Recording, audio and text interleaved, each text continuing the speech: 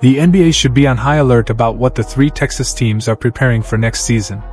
Each franchise has reloaded, leveled up, and looks dramatically different from the last time we saw them.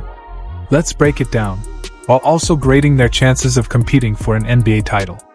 We'll start with the Houston Rockets, who I'm giving an A. Honestly, they might deserve an even higher grade once we see them in action, but there are still questions surrounding their starting five. Kevin Durant, Amen Thompson, Alperen Sengun, and Fred VanVleet feel like absolute locks. But that fifth spot? It's still wide open. The Rockets have several options: Tari Eason, Dorian Finney-Smith, or continuing with a double big lineup that features Steven Adams at center. There's also the possibility of rolling with Jabari Smith Jr., though I think he might actually be more valuable as a sixth man. In that role, Smith Jr. would see more touches, more freedom, and have the chance to attack without KD eating into his possessions. As for the double big setup with Adams and Sengun, that's probably the least likely direction. Still, you can't completely dismiss it. The numbers last season were staggering: a plus 30 net rating in the 100th percentile, 125.7 points per 100 possessions in the 98th percentile, and an absurd offensive rebounding dominance, grabbing over 50% of their own misses while holding opponents to just 17%. That's hard to ignore. Don't forget to like this video and subscribe to the channel for more. Both numbers, of course, ranked in the 100th percentile league-wide. But that wasn't the whole story. Defensively, Houston was just as dominant, posting a 95.7 defensive rating. Those are the kind of numbers that make analysts stop and shake their heads. They're almost unreal. The real challenge, though, comes with spacing, especially now that Kevin Durant is in the mix. Steven Adams doesn't shoot from the outside. And while Alperen Sengun has been improving, his 23% from deep last season isn't nearly enough to stretch the floor properly. But here's where it gets interesting. If Sengun can bump that number up to around 35%, suddenly this lineup makes sense. Durant would have all the mid-range space he needs to operate as one of the greatest shotmakers in NBA history.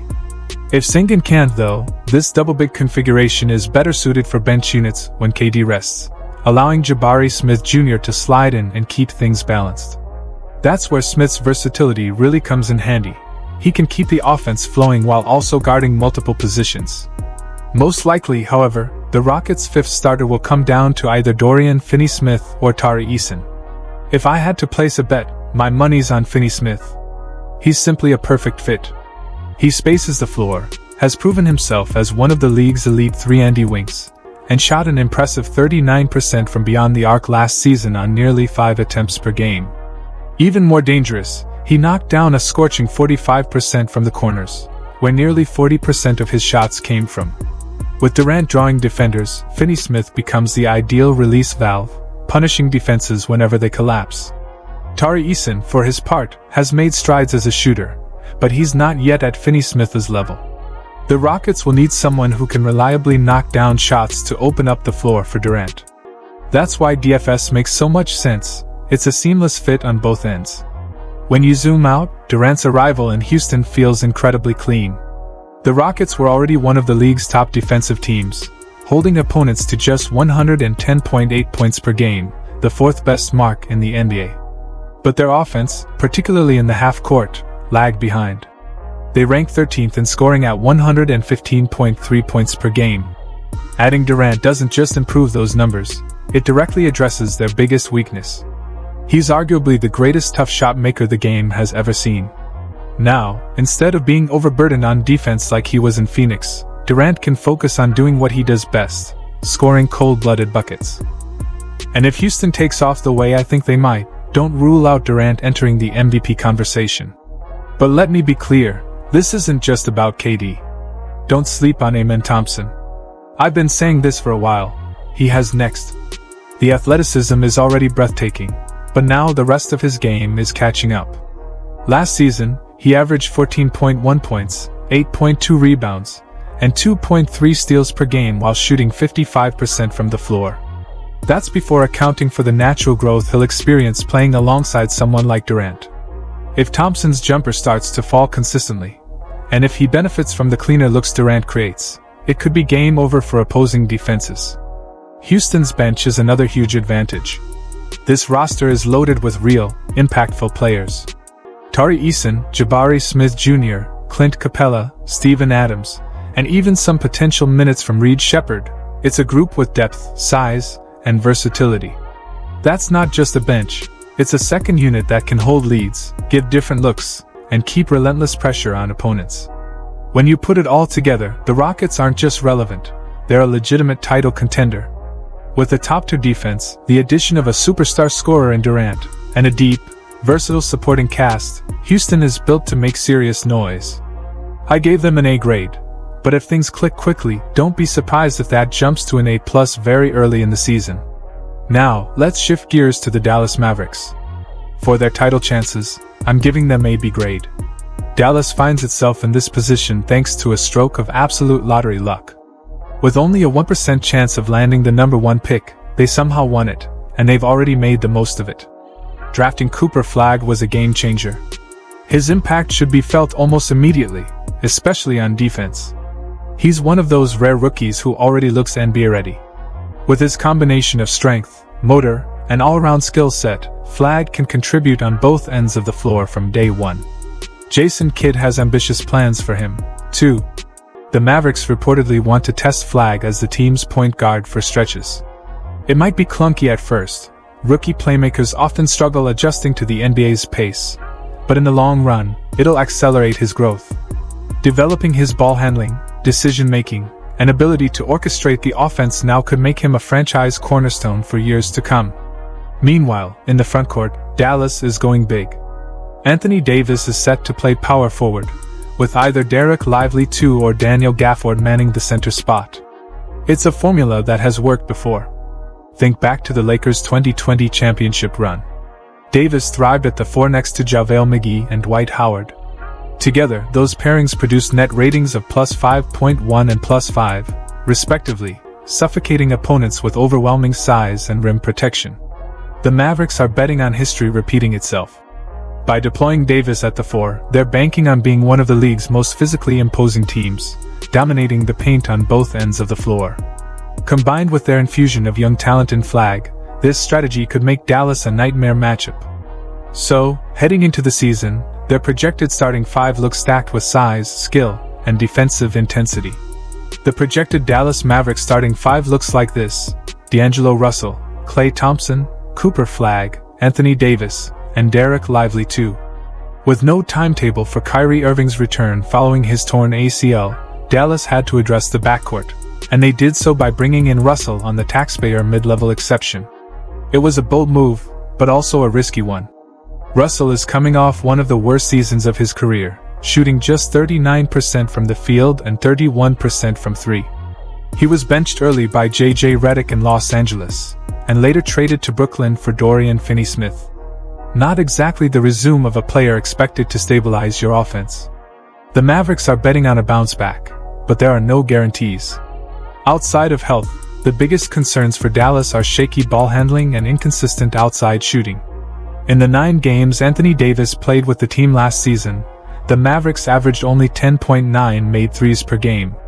That's worse than the Orlando Magic, who finished last year as the NBA's worst three-point shooting team at 11.2 makes per game. For a modern contender, that's simply not good enough. To create space for Davis inside, Klay Thompson almost has to start at shooting guard. While PJ Washington is the better all-around player right now, pairing Davis with a career sub-30% shooter in Washington alongside a non-shooting center like Lively is a spacing nightmare. Thompson may not be the player he once was, but his shooting gravity is still real. Having him on the floor from the opening tip makes far more sense. Another major swing factor is Cooper Flagg. He put in serious work on his jumper during his lone season at Duke, finishing strong by hitting 44% from 3 over his final 24 games. If that shooting translates to the NBA, it completely changes the Mavericks' offensive ceiling. But Dallas isn't just asking Flagg to shoot, they're putting an enormous amount of responsibility on his shoulders as a rookie.